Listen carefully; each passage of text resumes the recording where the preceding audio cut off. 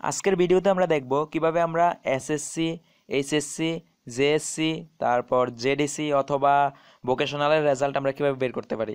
তো প্রথমত আমরা দেখব কিভাবে আমরা সার্ভার থেকে অর্থাৎ অনলাইন থেকে সরাসরি রেজাল্টটা দেখব, এবং যদি সার্ভার অনেক সময় রেজাল্টের যেদিন দেয় আর কি ওই দিন অনেক বেশি সার্ভারের চাপ থাকার কারণে, মানে ওয়েবসাইটে প্রচুর মানুষ বা ভিজিটর থাকার কারণে ওয়েবসাইট সাধারণত ডাউন করে। তো সেক্ষেত্রে আমাদের আরেকটা ওয়ে আছে, সেটা হচ্ছে এসএমএস এর মাধ্যমে আমরা রেজাল্ট জানতে পারি। তো আমরা দুইটা পদ্ধতি দেখব, এবং পরবর্তীতে সামনে যখন এসএসসির পরে বা কিভাবে আপনি কলেজে ভর্তির আবেদন করবেন সেটা নিয়েও আমি সামনে ভিডিও করব। তো আমার চ্যানেলটি আপনারা সাবস্ক্রাইব করে রাখতে পারেন নতুন নতুন ভিডিও আপডেট পেতে এবং বিভিন্ন ইনফরমেশন পেতে।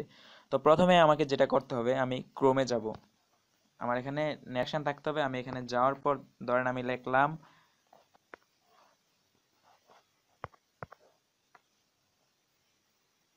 আমি এসএসসি রেজাল্ট লিখলাম, জাস্ট গোতে ক্লিক করলাম।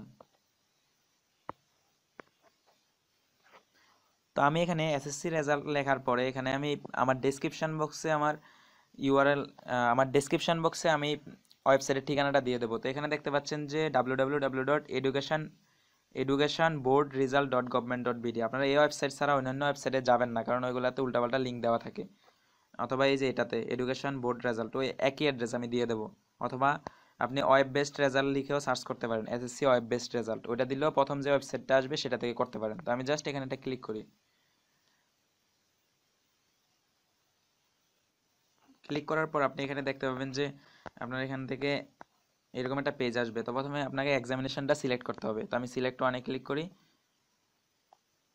করার পর এখানে দেখতে পাচ্ছেন জেএসসি, জেডিসি, এসএসসি দাখিল, এসএসসি ভোকেশনাল, এইচএসসি আলিম, এইচএসসি ভোকেশনাল, আরও অনেকগুলো আছে। তো আমার দরকার এসএসসি। তো আমি জাস্ট এসএসসিটা সিলেক্ট করলাম। এখানে দেখুন সিলেক্ট হয়েছে এসএসসি দাখিল। তারপরে এখান থেকে ইয়ারটা সিলেক্ট করতে হবে। তো ধরেন আমি আমারটা বের করব, এটা ধরেন আগের রেজাল্ট, বা এখান থেকে আপনি যে কোনো মার্কশিট বের করতে পারেন।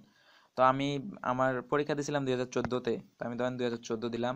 তারপর ধরেন বোর্ড সিলেক্ট করতে হবে। তো আমি কুমিল্লা বোর্ড থেকে পরীক্ষা দিয়েছি, কুমিল্লা সিলেক্ট করলাম। তারপরে এখান থেকে আমার রুলটা দিতে হবে। তো আমি এখান থেকে আমার রুলটা দিয়ে দিলাম। তারপর রেজিস্ট্রেশন নাম্বারটা দিতে হবে। তো আমার রেজিস্ট্রেশন নাম্বারটা দিলাম। তো এখানে দেখতে পাবেন এটা হচ্ছে একটা, আপনাকে যোগ করতে বলবে। এখানে 2+5 বা 10+5 থাকতে পারে, বা যে কোনো কিছু থাকতে পারে। তো এখানে 2+5 মানে আমরা জানি 2+5 মানে হচ্ছে 7। তো আমি যোগ করে দিলাম। আপনি যোগ করে দেবেন, জাস্ট সাবমিটে ক্লিক করবেন।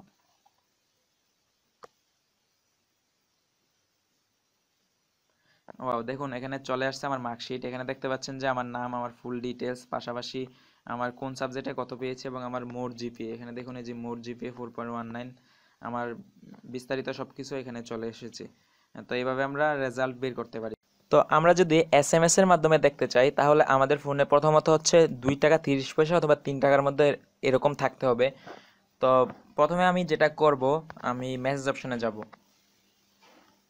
মেসেজ অপশনে যাওয়ার পর প্রথমে আপনাকে যেটা করতে হবে, ধরেন আমি আমার নাম্বারটা দিয়ে দিলাম 16222, অর্থাৎ 16222-এ আমাকে পাঠাতে হবে, ওই নাম্বারে সেন্ড করতে হবে। তো এখন আমাকে যেটা লিখতে হবে, প্রথমে আমাকে বড় হাতের এসএসসি দিতে হবে, তারপর স্পেস দিতে হবে, তারপরে first 3 letter of education board, অর্থাৎ আপনার বোর্ডের প্রথম 3টা লেটার দিবেন বা অক্ষর দিবেন, তারপরে স্পেস বারে ক্লিক করবেন, এবং পরবর্তীতে আপনার এক্সাম রুল নাম্বার, অর্থাৎ আপনার রুল নাম্বারটা প্রেস করতে হবে, স্পেস দিয়ে আপনার এক্সাম ইয়ার, কত সালে পরীক্ষা দিয়েছেন সেটা দিয়ে 16322।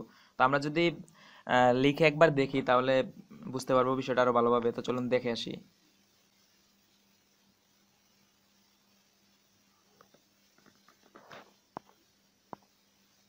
আমি আমার ডেসক্রিপশন বক্সে নিয়মটা লিখে দিব। এই যে ধরুন এইরকম হবে, ধরেন এসএসসি, প্রথমে আপনি বড় হাতে 3টা অক্ষর লিখলেন, তারপর ধরেন আপনি ঢাকা বোর্ডে ডিএইচএ দিলেন, কুমিল্লা বোর্ডের হলে সিইউএম হয়তো, কারণ নাম চেঞ্জ হয়েছে এই কারণে। তারপরে এখানে ধরুন আপনার রুল নাম্বারটা দিবেন, তারপর হচ্ছে আপনার কত সালে পাস করছেন, 2014 হলে 14, 18 হলে 18, এরকমভাবে। আর এসএমএস এর মাধ্যমে রেজাল্টটা বের হয়, রেজাল্ট দেওয়ার ওয়েবসাইটে বের হওয়ার কয়েক ঘন্টার মধ্যেই বের হয়ে যায়। তো সাধারণত ওয়েবসাইট ডাউন থাকলে আপনি এসএমএসটা ব্যবহার করবেন। তো এইভাবে আপনি যদি সেন্ড করে দেন 16322-তে, তাহলে আপনার রেজাল্ট বের হয়ে যাবে। তো আশা করি বুঝতে পেরেছেন কিভাবে আপনি রেজাল্ট বের করবেন এসএমএস এর মাধ্যমে বা অনলাইন থেকে। আর কোনো সমস্যা হলে অবশ্যই নিচে কমেন্ট করবেন এবং জানাবেন।